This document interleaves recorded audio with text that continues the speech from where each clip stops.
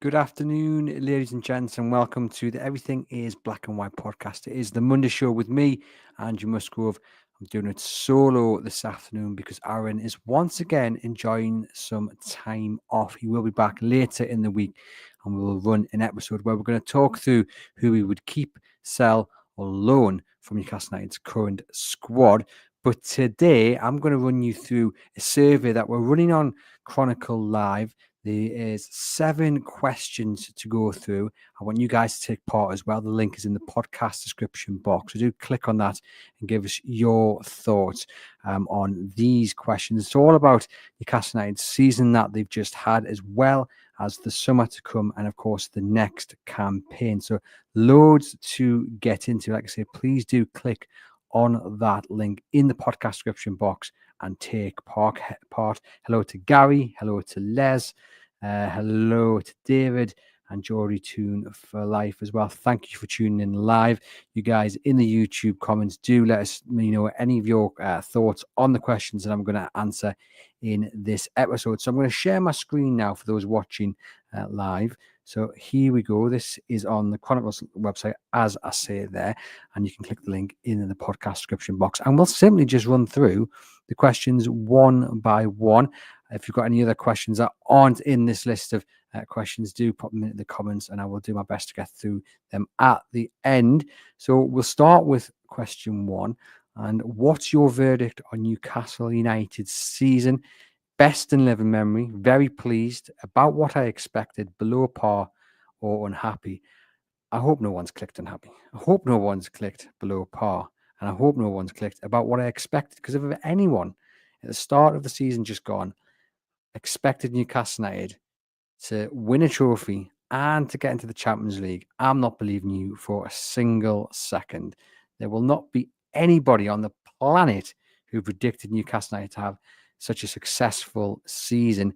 And with that in mind, I'm going to say that this is the best season in living memory, because it is. Newcastle United have not had a better season in the time that I've been supporting the club, which is just over 30 years. In fact, I would go back in the history books and argue that it's the best campaign Newcastle United have had in nearly 100 years. Back in 1927, they won the top flight. Newcastle United, of course, that would be the greatest achievement they've had. And this is up there with it. Of course, since then, you've had 3 cup wins at Wembley during the 50s. You've had the Fairs Cup, and then you've had the Keegan era where they finished second.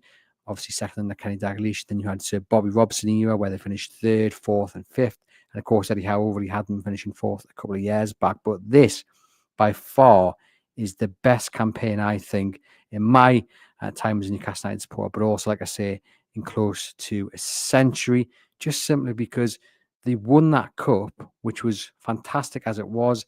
That alone would beat what Kevin Keegan achieved, would beat what Sir Bobby Robson achieved, beat what Eddie Howe achieved a couple of years back. It would put him on par with what Joe Harvey achieved in 1969 and the winning of the Fairs Cup, and on par with those 3 FA Cup wins during the 50s. But the fact that they've got European football, which I know wasn't about, or in terms of the league finishes back in the 50s and, of course, 69. But in terms of that, well, it was obviously 69 because they qualified for the Fairs Cup, but in terms of what's gone before 1927 and the cup wins during the 50s, this is the best campaign. And what a campaign it's been. Hasn't been perfect, and at times it's been a little bit nervous to watch Newcastle United. I mean, of course, against Everton, very nervous on the final day of the season, but over the course of 38 games, they'd done enough to qualify for the Champions League. And of course, we have the memories of Wembley, but certainly I think it's not a stretch to say this is the best campaign since 1927 when they won the league. Most certainly, let me know in the comments your thoughts. Who is your player of the season? Now, I've thought about this quite a lot, and thankfully, the options that have come on the screen, I'll read them out: Alexander Isak, Dan Burn, Jacob Murphy, Sandro Tonali, Tino Livramento, Fabian Schär, and Bruno Guimaraes are the ones that I'd all considered when I was thinking about my top 5, because it is difficult. It's massively difficult to separate that list there. I think each one of them has a case to be player of the season. For me, it is Sandro Tonali. I think he's been absolutely majestic. 45 games, 6 goals for Newcastle United. And Newcastle's season really turned when he was dropped into that deeper role. But Dan Burn would push him very close because he's had a tremendous season as well. 46 games for Dan Burn. Obviously got the England call-up, scored the first goal in that Wembley final against Liverpool. He's been absolutely brilliant. He's been a rock at the back, absolutely colossal. And although we've got Sven Botman returning to full fitness and a new centre-back hopefully coming in the summer as well, I think Dan Burn will be in the conversation to start the season as that left-sided centre-back. You can't overlook what he's achieved this season. And if he remains fit, he's going to give everyone a real tough time of it for that position. You've also got Jacob Murphy. Who would have thought he would have the season he has done? We know Newcastle are in the market for a right winger. We know they've been in the market for a right winger for the last 2-3 windows, perhaps. And we were very disappointed last summer when Newcastle didn't manage to sign Anthony Elanga or Brian Mbeumo, whoever was linked at the time in that position. Obviously, we had Miguel Almiron and Jacob Murphy going on the right wing. Miguel Almiron was really never to be seen again after the summer. Jacob Murphy, though, has just excelled in that position, and he's been absolutely superb. And again, his numbers are absolutely fantastic as well. And he's going to give any new arrival on the wing a real tough time of it, just like Dan Burn will any new centre-back and Sven Botman. But Murphy, definitely within the conversation for player of the season. Tino Livramento, oh my goodness me. When we got the news that Lewis Hall was going to be absent for the remainder of the season, just before the Brighton game in the FA Cup, and you were worried, you were like, can Livramento handle playing left back? And he certainly can. He's actually looked a better left back than he has right back. And I've been so impressed with him down that flank. So he is definitely a worthy mention in this list. I mean, he'd already been doing quite well at right back, but having to take on that responsibility, replacing arguably the man who I think would have won player of the season in Lewis Hall had he not picked up that injury, it's a massive, massive task, and he handled it expertly. I just love the way he picks the ball up and he just has no fear and he just runs at players.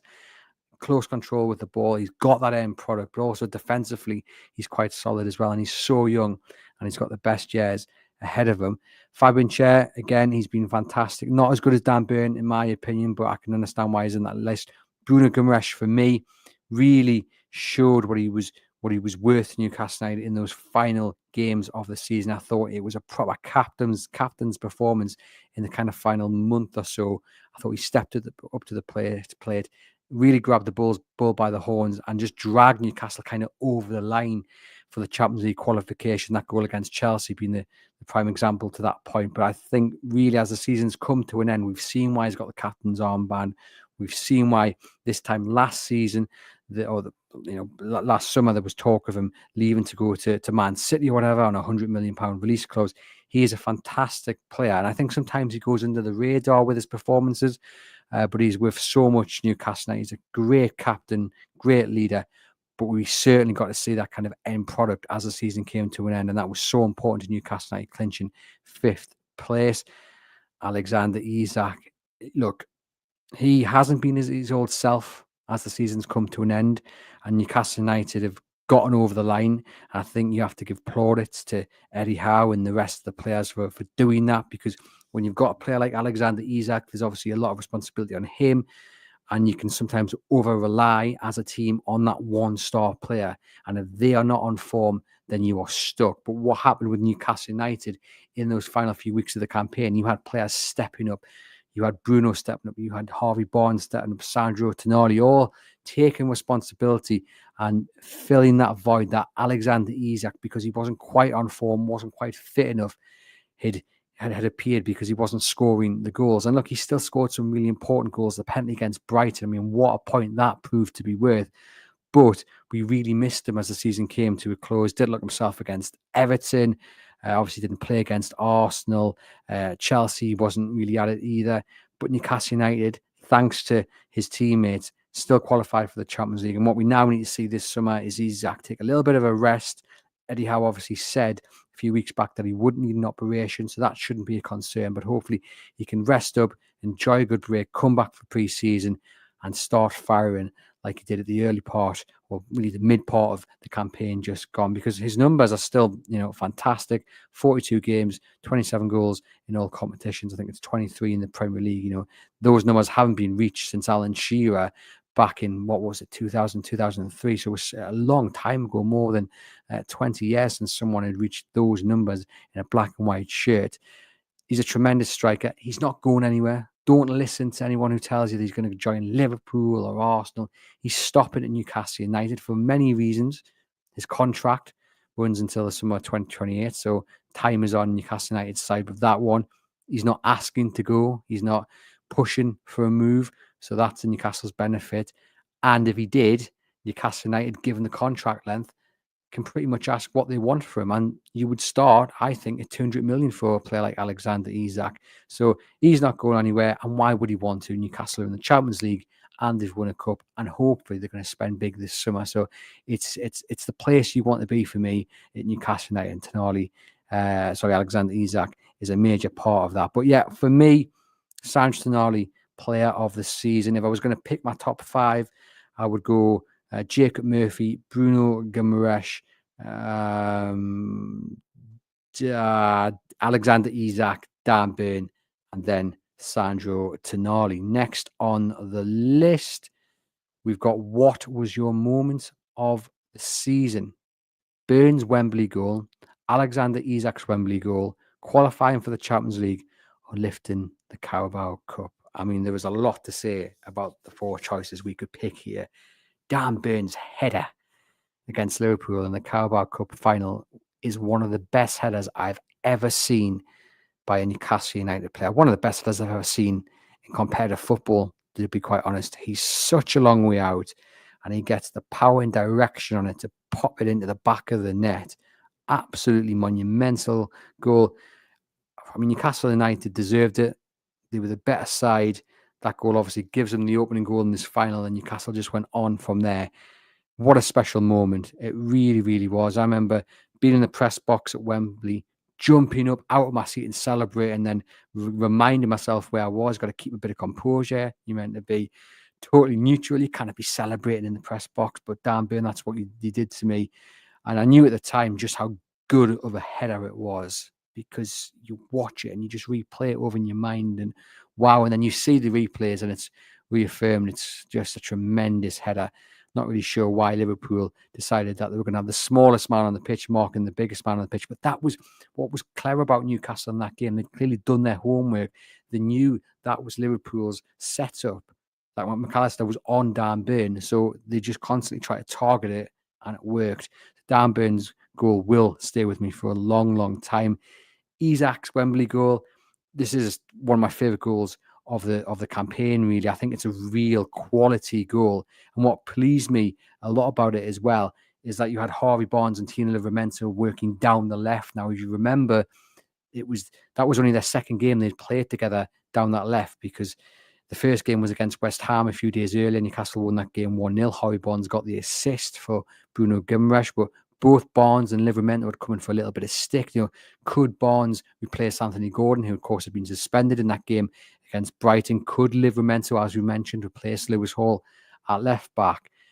So I was so pleased that they had a major role in this second goal in the League Cup final. Down the left, ball into the box. Murphy nods it down, and Alexander Isak just fires it home. He'd already had a goal ruled out for offside moments later. Newcastle, moments before, and Newcastle didn't let the heads get down, got straight back on the horse, so to speak, went down and scored. Lovely finish from Alexander Isak, composed, but he got his foot right through it. Fantastic finish. Runs over to the Newcastle United fans, stands on the advertising boards, hands in the air was a celebration. And you know what? I already thought Newcastle United were winning that game. I thought it in the build-up. I thought it in the moments before kickoff. I thought it as the fans drowned out the Liverpool fans and You'll Never Walk Alone. I thought it when Dan Burns' goal went in. And Alexander Isak's goal just reaffirmed that this was Newcastle United's moment.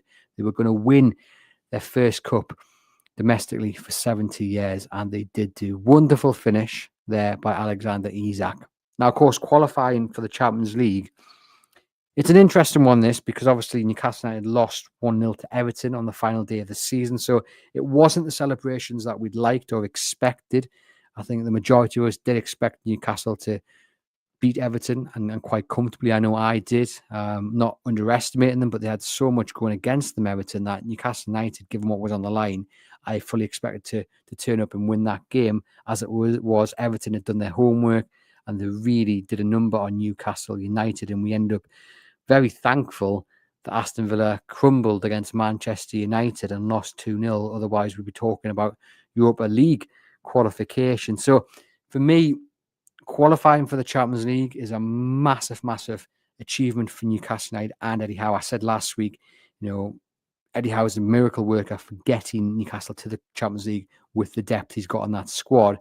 But as a moment, qualifying for the Champions League is a little bit bittersweet's probably the wrong word, but because of the Everton performance and losing, it wasn't as joyous and as celebratory as it might have been. Obviously, when we heard the final whistle go and you saw the players in a big huddle and it went around the terraces and everyone's celebrating, then that's a lovely moment. It really, really is. You could see the relief on everybody's face, from Eddie Howe to myself to the players on the pitch. And it was a lovely moment to see Bruno jumping into the crowd and celebrating with the Geordies.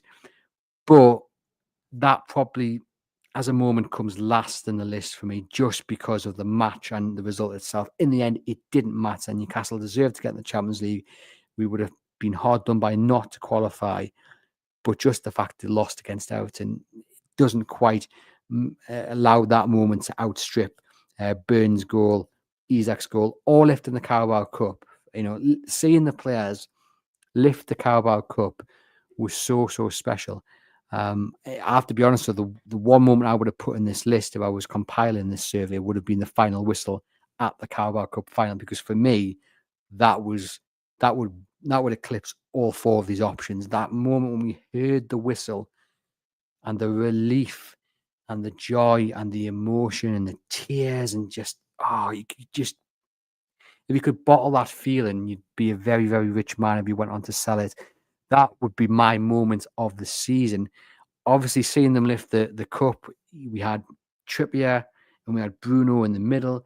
A nice moment. They called Lascelles down as well, of course, who'd been injured, and he got to lift the cup with Bruno and Trippier. And I thought that sums up the unity within that squad. Really nice moment there. And then you had the ticker tape, and of course, Sean Longstaff swallowing a bit of confetti, which always makes me laugh when you see that video. But yeah, I mean, that's the moment we waited for so long. So long. 70 years domestically. Not since 1969 have we seen Newcastle lift a major trophy. So that is a very, very special moment. And I think it gets it for me, actually, because Burns' goal, Isak's goal, leads to that moment of the Carabao Cup being lifted. So for me, I will go qualifying for the Champions League in fourth, Isak's goal at Wembley in third, Burns' goal in second, and then lifting the Carabao Cup first. Let me know in the comments how you would rank that. Fourth question then, and we're on to the summer. How many signings do Newcastle United need this summer? And this is the real interesting one, isn't it? This is the one which gets people talking the most. You've got the options there of 0 to 2. You've got the option of 3 to 4, 5 to 6, or 6 plus. Before I answer that, I'm just going to dive into the comments. We've got loads of you guys watching, and your support, as always, is appreciated. A lot of people talking about Brian and Mbeumo. We've got Gary saying, I have my doubts about Newcastle signing Mbeumo.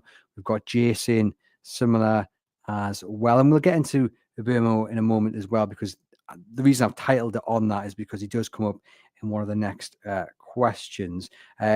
David says, best season, however, need to sort out our psychological approach of playing lesser teams. Of course, Newcastle United really struggled against some so-called lesser teams. They also struggled against kind of the top 13 away from home as well. Just diving into a few more of the comments. Alan saying, you've done well to go on that website without a million pop-ups for coming up. Thank you for that, Alan. A little bit of humour there. Let me know whether you think it is the best season in your lifetime. We've got Les saying it's the best season ever in terms of achievements. Jay saying I think it's the best campaign for us this season. Andy saying from 12th to 5th Champions League in a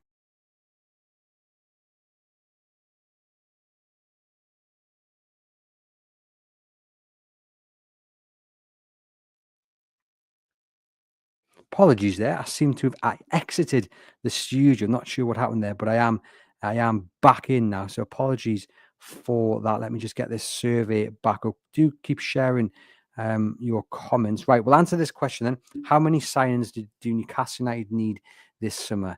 0 to 2, 3 to 4, 5 to 6, or 6 plus. Look, we'd all like 6 plus, wouldn't we? We'd all like a massive influx of new signings this summer. Give Eddie Howe the squad to really attack next season and mount a title challenge. Unfortunately, I can't see 6 plus coming in, not at all. For me, the right number would be 5 to 6. I do actually think that's maybe being a little bit ambitious as well, though. 3 to 4 is probably the comfortable number where you could see, or the most realistic number. 0 to 2 just wouldn't cut it. They need more than 2 new signings. Now, 3 to 4, I think you could get in 2 to 3 major signings. You could spend the best part of 120, 130 million potentially and be pleased with 3 big signings that just elevate the squad instantly. A fourth would come in, maybe underwhelming for some, maybe a free transfer, maybe a youngster who would be in and around the first team. 5 to 6, like I say, would be the right number because Eddie Howe does need to build a squad. But then you get into the details of those 5 to 6 new arrivals, and you ask yourself the question of, how many are going to come in and be instant first team starters? How many are going to come in and straight away improve the starting 11? And, the answer is, given the budget, let's say they've got 200, 250 million to spend, which again is probably being a little bit hopeful rather than realistic. How many players are Newcastle United really going to be able to afford this summer that instantly upgrade that starting 11? Because some of the names already mentioned, which they are definitely interested in, Mark Gay, Brian Mbeumo, they're going to cost you quite a lot of money. I mean, if Palace are after 50, 55 million for Mark Gay, and Brian Mbeumo is going to cost you 65 million already, there's a fair whack of your budget gone. And if you need to bring in an extra 3 or 4 players on top of those 2, then you're really going to have to make the numbers work. My gut instinct tells me 2 to 3 players who come in and are quite big money signings. And after that, then they're shopping clever. Then they may be looking at free transfers. Maybe they're looking at loans. I know traditionally under Eddie Howe, they've not loaned a real talent because there is that feeling that why do we want to develop someone else's player? Have them for a year and send them back. But you look at what Aston Villa did in January. Okay, the gamble didn't pay off, but brought in 2 quality players and they very nearly got to the Champions League. And maybe that's something Newcastle United could look to do this summer. If they've not got the budget to sign someone permanently, could they find the money to spend on a loan signing of real talent, like I said, from PSG, for example, where you do spend 7 or 8 million on a loan for, you pay the wages and you bring them into the side. There are deals like that to be done. But like I say, for me, 2 to 3 top quality signings, and then you look elsewhere. And I know I mentioned someone like Onana. I know Dominic Calvert-Lewin has been mentioned as well. But I think what we have to be prepared for is, while there are going to be very exciting signings this summer, I don't think anyone's doubting that, I think there will be a couple of underwhelming arrivals as well.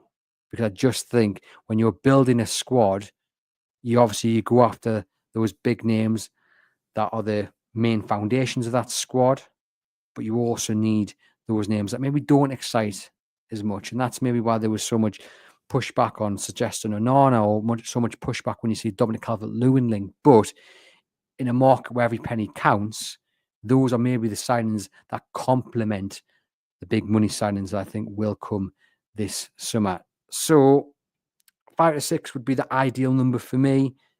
But realistically speaking, I think 3 to 4. But then it's what Newcastle United need, not what I think Newcastle United are going to do. So, 5 to 6. Let's just run through that. You want a centre back, you want a right winger, you want a forward, you potentially want another left back and a centre midfielder. So that's 5. So yeah, we'll go 5 to 6. Let me know in the comments your thoughts. Now, this one is the interesting one because I've actually seen the results so far of the votes cast in this survey, and it's surprised me quite a lot, if I'm being honest, because centre forward leads the way. So we've had hundreds, if not thousands, of people already take part in this survey, and so far, the number one pick for position that is the number one priority to strengthen this summer is centre forward, which I didn't think it would be, and I don't think it is. You guys know, listening to the podcast over the last 18 months, I want the centre forward to come in. I want someone to be able to compete with Alexander Isak, not just replace him when he's injured out of form, but to compete with him. I think that's hugely important. But is it more important than signing a right winger? And it's not for me, not at all. So my choice here is wide players, as it's listed in this survey, but more specifically, a right winger is my number one choice for this summer. Then it would go right-sided centre back. Then it would go up top. If Callum Wilson leaves and doesn't sign this so-called kind of pay as you play deal, or pay as you play deal, then centre forward gets bumped up. I don't think having a midfielder come in is all that important. It would be nice to have maybe another force in the centre like Joe Linton, because I think we've got, obviously Lewis Miley, you've got Tonali, you've got Bruno. So you've got options there who are very similar and are good on the ball. What we're missing is another real strong, physical centre midfielder like Joe Linton. So in an ideal world, yes, you'd get one of those in. Of course, if Joe Willock or Sean Longstaff leave, then that might bump that up slightly. Centre back wise, I think we have to sign this right-sided centre back, because as good as Dan Burn and Fabian Schär have been, they're not getting any younger. Age will creep up with them, and we saw that, in certain games last season where pace wasn't on their side and they had bad games. And it's just because they're getting older. I mean, that Everton game was a prime example where if you've got a strong physical forward, as Everton did in Beto, then they will give the centre-backs a tough time. And both had a really tough afternoon against Everton on the final day of the season. That's only probably going to happen more often next season, as good as they've been. So I think a right-sided centre-back for me is definitely second in the priority list. And goalkeeper is an interesting one, because watching Newcastle versus Everton, you saw the difference in a keeper who can kick and a keeper who can't. Now, Nick Pope is a tremendous shot stopper for me. He's up there with the best in the league. He pulled off some fantastic saves against Everton. But where does it list in terms of priority this summer? Because again, we've got to think about the budget. If only we knew what the number was. A goalkeeper like James Trafford at Burnley, who of course set records last season as Burnley were promoted to the Championship, he's going to cost you the best part of 30, if not 35, 40 million pounds. And again, that's a massive part of your budget. Do you look at it potentially and say, well, look, Nick Pope is still a very good goalkeeper. We know his standards with his feet. That's not going to improve. But has he got another season at the top level when Newcastle United are aiming to be potentially challenging for the title, at the very least going for Champions League football again? And I think the majority of people would say, yes, you can have Nick Pope as your number one for at least one more season. And then you go, okay, maybe save that money then and invest that into a centre-back, where maybe it's a little bit more pressing. Invest that into the wide players, where it's certainly more pressing, especially on that right, and into a centre-forward as well, where Newcastle United, if Wilson goes, definitely need a centre-forward. If he stays, I would argue you probably still need one as well. So the goalkeeper one is probably the most interesting one here. It's certainly not my number one priority. I think if someone doesn't come in this summer, then someone definitely comes in next summer. I think there's a strong possibility, though, that a goalkeeper does come in. They still like James Trafford, and he's obviously just gone up in terms of value and reputation after a great season in the Championship. But remember, he didn't have the best of times in the Premier League a couple of seasons back under Vincent Kompany at Burnley. He was dropped. It's good that he's come back, and I'm not sure how strong he is, but can he make that step up? Newcastle United, those who've watched him seem to think he can. There's a reason his name keeps cropping up, but it would be a big, big outlay when there are other priorities to be had this summer. But do let me know in the comments your thoughts. I'm going to click wide players here as my number one priority. And just on that, before we answer question 6 here, right wing, my number one priority, and it has to be for me, Bryan Mbeumo. His numbers this season have been absolutely fantastic. 38 games, 20 goals and 7 assists. He's 25. His best years are ahead of him. He just provides that attacking outlet down the right, which Newcastle United need on a consistent basis. Now, Jacob Murphy surprised everyone and provided that this season. Newcastle United cannot afford to roll the dice and gamble that he can maintain that level next season. I think what bringing someone like a Mbeumo does, I think it instantly elevates your first team 11, but also it will push Jacob Murphy, who you have to applaud actually over the last few months since Miguel Almiron's been sold. He's had no one pushing him for that right wing spot. I know Harvey Barnes has gone over there when Gordon's been fit and what have you, but he's not really had anyone pushing him because Barnes and Gordon have been competing for that left-hand side. So for him to maintain the level of output he has done deserves a lot of praise. But what you want to see is competition in all areas and competition of a really high standard. And Bryan Mbeumo provides that. Now he's been linked to Manchester United. He's been linked to a few other clubs, rumoured that it will cost you 50, 65 million pounds. And I think that's not a bad price to be paying in this day and age with his versatility as well, because he can provide the outlet up front should Newcastle United need it. And his record is really, really good. I think Brentford are accepting that he will go this summer. It's just now about how much money they can get from him. They'll be hoping for a bidding war, that all the teams interested in him will come to the table. What we want to see is this done as early as possible. We don't want this dragging out into the summer like the Margay saga last season. We want Newcastle United to at least hopefully get their big signings done nice and early, so we're not sitting around with constant updates, constant claims back and forth. Let's just get this done. And if Bryan Mbeumo isn't interested in a move to Newcastle United, move on to the targets, which there will be. But for me, Bryan Mbeumo, I think, will be the big money signing for Newcastle United this summer. He's been watched, he's liked, he's got all the right attributes, all the right statistics about him. Sign him up. I think he'll be an absolutely tremendous signing. Now, a lot of people are saying, does he fit into the style of play? An interesting question. I would love to know your thoughts on it, but I think he does. You can't argue with the numbers. Okay, only 7 assists this season, but it's not just about providing for Alexander Isak. It's about taking that responsibility off Alexander Isak's shoulders. You don't just want one man providing the goals.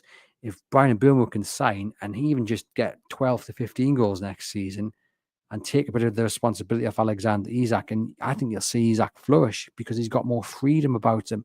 He's not the only man that Newcastle are depending on. I think it would hugely benefit Alexander Isak to bring in a goal-scoring winger. So for me, Bryan Mbeumo, he is the man that Newcastle United, I think, will be targeting and will actually sign this summer. I think he will be the first big money signing for the Magpies. Question 6 out of 7. How far will Newcastle United go in the Champions League? Obviously, it's that new format that saw the kind of established top sides in Europe finish much lower down the table, and the less seen teams finish a bit higher up, which certainly brought an excitement to the competition. I have to say, I didn't really pay too much attention to either the new format or the Champions League at all. I think I saw half a game, which was the second leg of Aston Villa PSG, but even that I got bored and switched off. Didn't watch the final. I didn't watch any Champions League really last season. Obviously, we'll be watching it all this campaign. As far as Newcastle United go, If we're being realistic, I think it's hard because you have to answer this question when the transfer window shuts.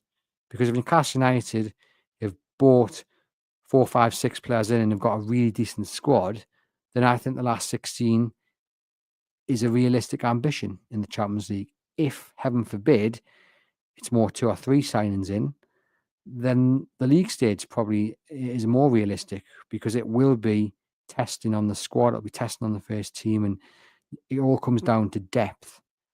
For me, if they give Eddie Howe the players, the last 16, I think is more than a realistic aim to achieve. And then who knows? You know, it only takes one fantastic performance, and you're looking at the quarterfinals. We saw Aston Villa get as far as the semi-finals and then get beat off PSG, but it did not give the final winners a real test of it. But again, it comes down to the squad Eddie Howe is allowed to build this summer. If it's there, yeah, last 16, and then we'll see where they end up. So the final question then of the survey is, what do you expect from Newcastle United in the Premier League next year? And once again, you know, it's looking at the players who come in this summer, the players who go out. I've said many a time that I don't think they're that far away from having a team who could launch a title bid. Now, I don't think that the title bid, as in you sit down as a squad, as a manager, as an ownership this summer, and you say, right, what's on the table? And you go, we're challenging for the title. That's a title bid in terms of put the right run of form together, keep everyone fit, no one gets any silly suspensions, and then suddenly you find yourself battling for the title. It's that sort of unexpected title bid rather than laying that down as the hope and ambition this summer. But I do think 2 or 3 top quality signings accompanied by 2 other signings that help balance the squad out, and Newcastle United could find themselves in a title race. Obviously, Liverpool have already invested in Frimpong. They're going to go for Wirtz as well. So they're building they're adding to what is an already really strong squad. Chelsea are spending big again. City are already making moves for the Wolves left back, for example. So it's going to be difficult. A lot of teams who weren't in the title challenge in the season just gone are investing and will expect to be launching a title bid. But maybe that's what gives Newcastle the benefit, because Man City under Pep Guardiola, Arsenal under Arteta, Chelsea under Maresca, I think their hopes genuinely will be, let's launch a title bid. I think there will be an expectation of a title bid, and a serious one at that, whereas Newcastle United can just maybe creep up and surprise a few people if Eddie Howe gets the players that he needs. A more realistic, and I think expecting Newcastle United to get into the top 5, if indeed it is top 5 again for the Champions League, I think that's where you pin the bare minimum. Newcastle United are now so far along in this journey under the current ownership that I think we have to say Champions League becomes what's expected of Eddie Howe and his squad season in, season out. You know, it's no good doing what we did last season where we had the Champions League, but we didn't qualify again. It was maybe all right last season in terms of not qualifying because of where you were in the project. And obviously it probably did benefit Newcastle in terms of allowing them to have that kind of fitness and that energy going into obviously the season just gone, where they've won the cup and qualified for the Champions League. But I think, you know, not having the Champions League the season after next would be unacceptable, I think, to many people. So securing a Champions League spot, if it is again top 5, is for me what I want to see. The bottom line expectation from Newcastle United for next season. Top 8 wouldn't be good enough. Mid-table wouldn't be good enough.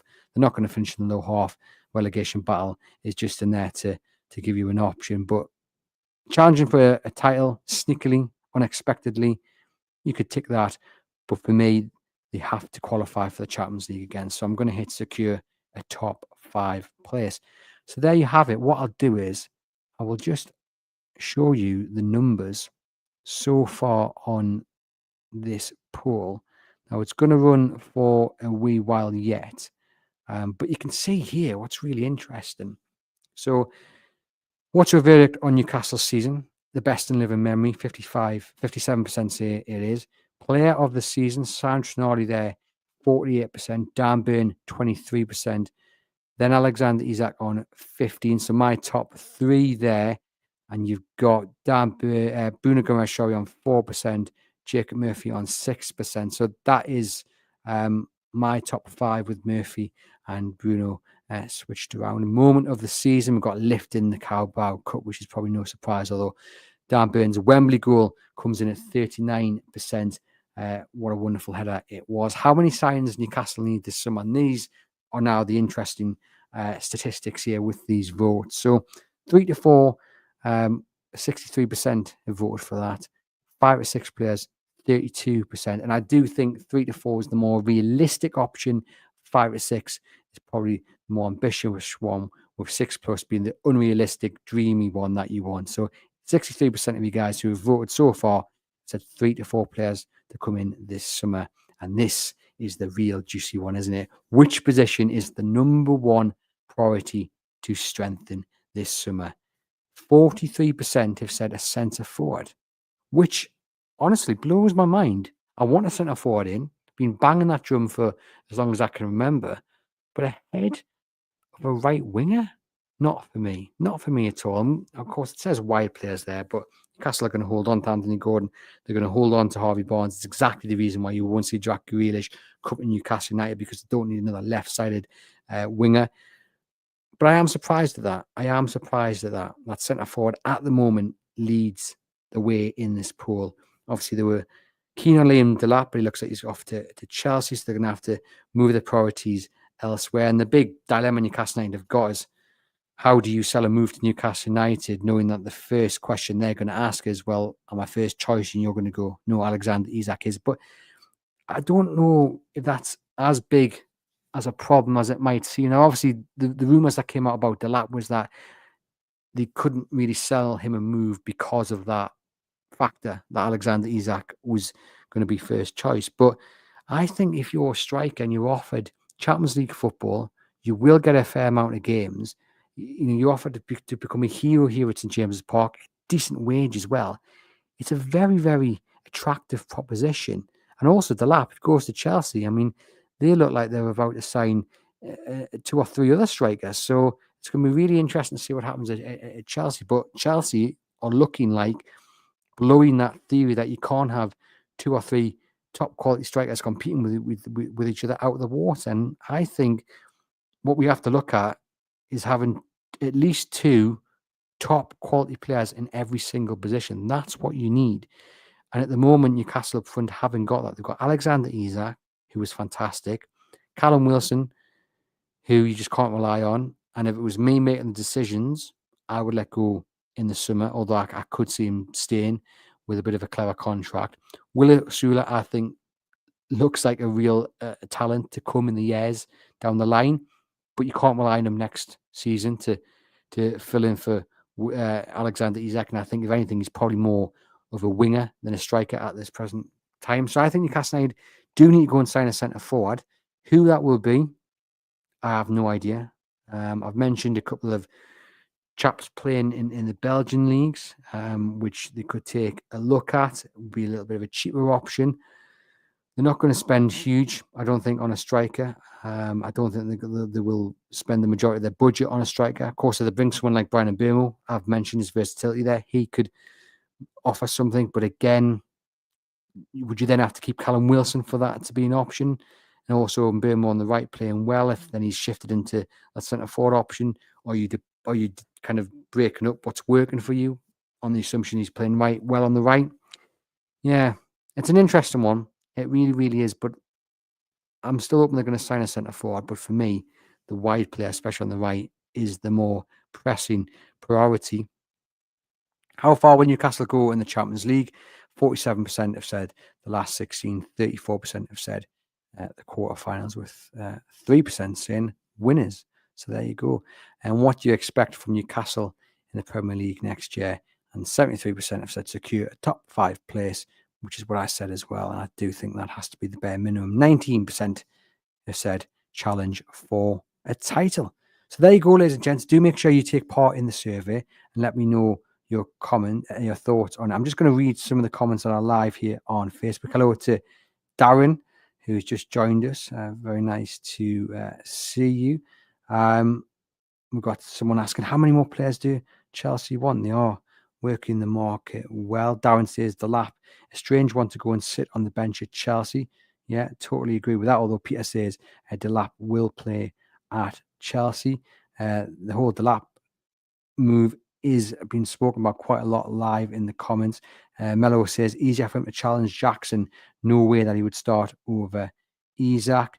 Andy's saying, yeah, Delap needs a bottom 4 to 5 team to get established like Sunderland or Manchester United. We've had João Pedro mentioned in the comments. Could he be someone that Newcastle could go for? Obviously, he was like before he joined Brighton. He left Watford to go to Brighton. £30 million, I think the price tag was. Newcastle United were in from, couldn't get that deal done, or they certainly liked him anyway, but now he is reportedly being made available by Brighton, which is one that Newcastle United could revisit. Darren says, sounds like we're going to lose ground on Brian Mbeumo, who's heading to Manchester United. Of course, Man United have already signed Cunha.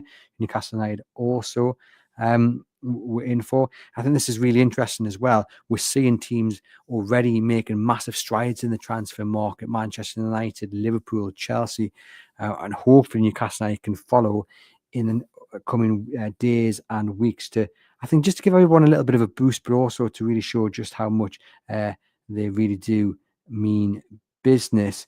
Darren says, Gary says, are we actually in for Mbeumo though? I'd love to see him at our club, but I've only seen media speculation. I thought he wanted Champions League football and he wouldn't get that at Manchester United. Newcastle do like him. They have watched him.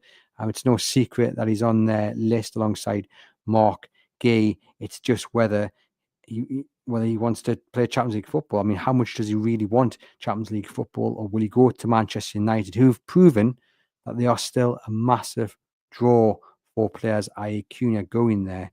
Really, really interesting. We've got Ronald saying Fabrizio Romano again mentioned that City want Tino Livramento, but the deal will be difficult to do. I mean, look, Livramento's not going anywhere because I like Alexander Isak. His contract is on Newcastle United's side, and it means they could charge whatever they wanted for any interested parties, and I'm sure that their starting price would be north of 120, 130 million pounds at the very, very least, and that would scare off many a team, because that's what you can do when you're in Newcastle position and you've got good contracts on your best players. Thomas saying I'd pay 70 million for Brian Mbeumo.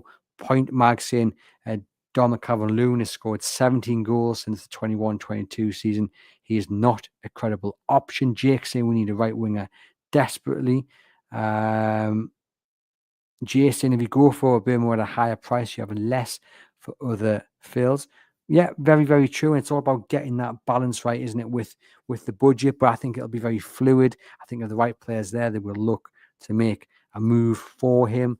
And it's all about paying for quality. You remember under Mike Ashley, Newcastle didn't want to pay the prices for the best players.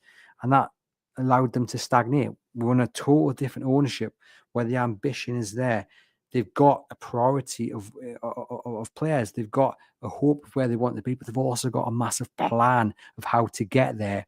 And they're not shy of paying for quality. We saw that with Alexander Isak. A lot of people, when he arrived at Newcastle, thought Newcastle overpaid. And now is an absolute bargain. A lot of people question paying them out when they did for Lewis Hall or Tino Livramento. The club have proven in the past for the right player, they will pay the money. And sometimes, in the view of others, pay over the top. But it's all about doing your homework, and Steve Nixon and the scouts and how, and they all do their homework, and you just got to trust those making the decisions that they get it right. Jake says, who would you guys pick out of Mbeumo or Barcola? Well, Barcola's not going to leave PSG, so it's going to be Mbeumo. We've got to be realistic with that. David says, no thanks on Dominic Calvert-Lewin. 80s Gamer says, I bet we end up signing Alanga instead of Mbeumo. If we do that, okay, Mbeumo is my first choice, but Alanga is not a bad option. He's got real talent, and he's still got another level or two to go. Obviously, he works alongside Isak for Sweden, so that's not the worst signing in the world. If I woke up tomorrow and Alanga signs and Mbeumo isn't the player, will I be disappointed?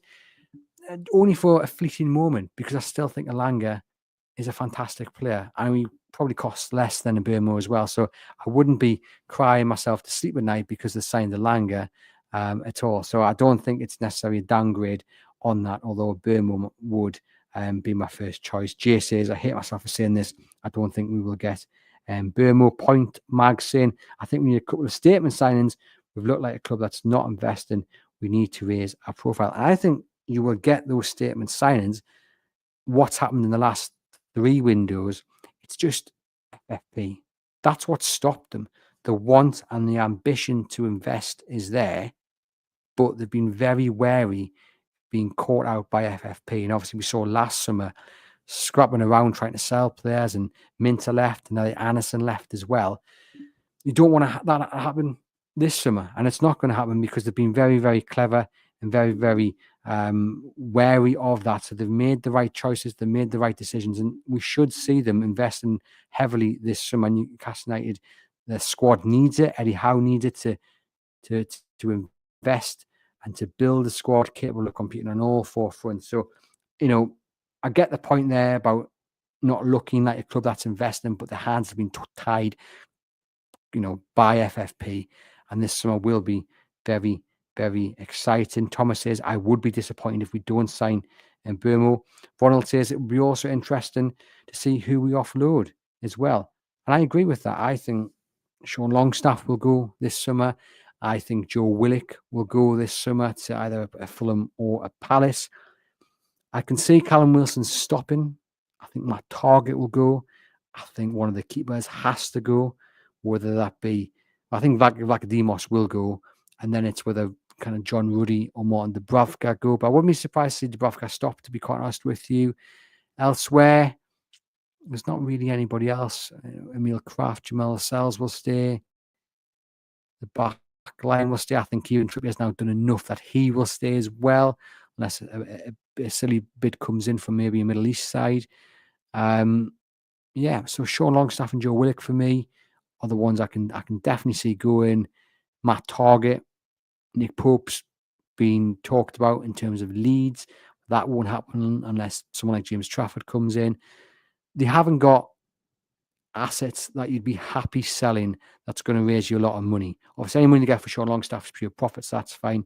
Joe Willock, unfortunately, he's just not the Joe Willock that we thought after that season when he hit all those goals. Good player. But I think the stage where Newcastle are in their project, they need someone a little bit more reliable, someone who can guarantee them a little bit more when it comes to goals and assists. So if someone comes in with a decent amount of money for him, I can see him going. Yeah, but this is Newcastle's problem. You look around the other sides who maybe do sell a little bit more often, or a little bit more, how would we put it?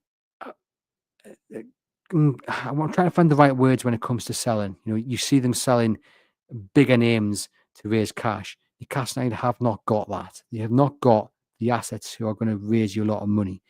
What are you going to get for Joe Willock? 20 million, probably at best. Sean Longstaff, same kind of money there. Mighty Target, you're going to get next to nothing for him. Lascelles, next to nothing if you decide to cash in on him. Callum Wilson, he's going to go on a free. You haven't got the players where you can raise a lot of funds, and then you have to turn to your star players. And when Newcastle United are in this project, you don't want to be selling your star players. You want to be building your squad around those star players. So it's difficult to raise funds with the squad Newcastle United have got unless you are open to selling one of your big names, which you just don't want to do at this stage in the project. Although a lot of people in the comments have mentioned selling Gordon for 80 to 90 million pounds.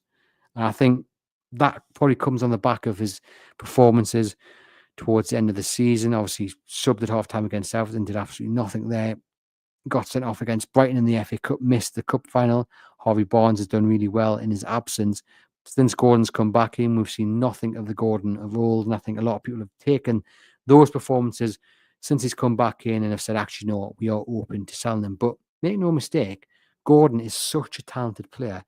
And he's shown at Newcastle United just how important he is to this starting 11. And for me, unless someone is bidding £100 million, £110 million, I'm not even considering selling Anthony Gordon, especially not for 80 or 90 million pounds. I think when he's been on form, his return is worth more than 80 or 90 million pounds. And you'd just be selling them to a direct competitor as well, and you'd be strengthening their starting 11. So for me, unless someone's bidding north of 100 million pounds, Gordon's stopping, because I think Eddie Howe will get his mind right. He'll get him focused again. He'll get him fit as well. I think for me, maybe he was rushed back a little bit too soon because Newcastle United needed him. He was probably fit, but not match fit, but because time wasn't on Newcastle's side in terms of the amount of games left, they said, we need you, come back in. Didn't work out, didn't produce what we wanted, but he's going to have the summer to get fit and healthy. I know he's going away with England and what have you, but I think we will see Gordon back to his best come the start of the season, and then you'll soon be forgetting about any talk of selling Anthony Gordon, especially to a direct competitor. Just going to scroll down to the bottom of the comments. And look, here's Roger, regular viewer of the podcast, says, good offer for Gordon, and it's a yes for me. So there you go. Let me know in the comments. Are you selling Anthony Gordon this summer for a decent price? We've got someone else here saying 80 to 90 million is more than enough for Gordon. He's not worth over 100 million pounds, which is really, really interesting. So a lot of people are saying, yeah, would cash in on Anthony Gordon. John saying, please no to Elanga. Morgan Gibbs-White would be better. Malello saying Longstaff, Willock, Wilson, Target, and the keepers to go out. And then a few loans. Yep, Lewis Miley's an interesting one. Me and Aaron will be doing a buy, loan, keep, sell, however you want to title it up, on Tuesday. So look out for that one, where we'll speak about the future of the likes of Lewis Miley and what have you.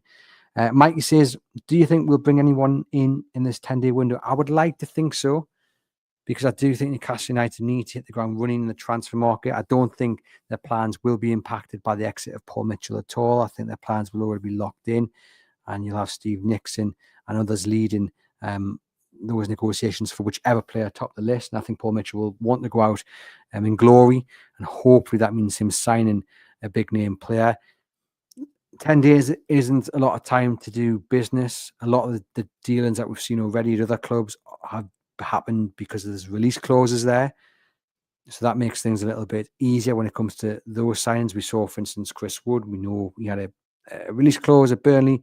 We went and got him. We knew Anthony Gordon had a bit of a release clause, or what he was, and what his price tag was anyway. So a lot easier to do those deals. 10 days. I mean, look, it only takes a phone call and things can change, doesn't it? My gut instinct says no. I can't see them sign anyone within the 10-day window. I think, though, as soon as that second window opens within the first 2 or 3 days, I think Newcastle United will have a player on board of real reputation, which will get you guys excited. But I just can't see it happening within the 10-day window, unfortunately. Just looking through the comments here. Eze from Palace is another one that people are mentioning. Jason saying Better would be a very good striker. Looked decent at Everton this season. Scored 10 goals in all competitions after a difficult start for the Toffees, especially under Sean Dyche, but under David Moyes, he's looked really, really good. John saying, I want a Joe Linton understudy, a new keeper, a striker, a right winger, a right centre-back as well. One thing that definitely cost us this season was the really slow start by our over 30 players. Burn had very shaky starts. Yeah, but then look how well they did, and I think both of them will be competing for first-team places come the start of the new season. But I can understand your list there. As I mentioned earlier, I understand the call to get a Joe Linton understudy, but just looking at the budget, it's about, spending where your priority lies. Mello saying, I feel so anxious. I feel like we are so slow on transfers with all the other talks happening around. Well, just patience. They're not here to mess about. Public Investment Fund, they want to be the number one in the business. We saw the chairman on the pitch again, and he said as much to the fans who were in the Milburn stand. We saw him at the end of the cup final as well, saying it won't be the last. They want to turn Newcastle United into a real force. They've got to dance through all the obstacles of FFP, but they mean business. So just hold your nerve, keep your faith. We're only 2 days into the transfer market. I think we will see a very, very exciting summer to come. And anyhow, we'll get the players that he wants. Got Mikey saying, I think Anthony Gordon has reached his ceiling. Very good player, but he's not worth 100 million. Gordon needs to start the season well to get the fans off his back. There's a lot of negative comments towards Gordon in this chat, which has surprised me. I know he's had a bad end of the season, but he's so important. We can't be selling Anthony Gordon. We can't be. He's so important to where Newcastle United are going to go next season, hopefully challenging for a title. Well, there we go, ladies and gents. Like I say, the link is in the podcast description box. Do hit it. You can fill that survey in a matter of moments, and it would really help us out. Thousands of people have done so already, but we want you guys to just share your thoughts and your views. We want to get a nice rounded picture of your thoughts on the season just gone, and the summer transfer to come, and the season to come after as well. Thank you very much for tuning in. Do hit like, do hit subscribe, do leave us a rating and review. Myself and Aaron will be back later this week with, like I said, the buy, keep, loan, or sell video. We'll have John Gibson as well back for Let's Talk About episode. And we'll have Sam Mulliner hopefully back as well from his holidays. So plenty of content coming your way. Thank you as always for tuning in, and do make sure you hit that link in the podcast description box and take part in the Big Newcastle United Survey.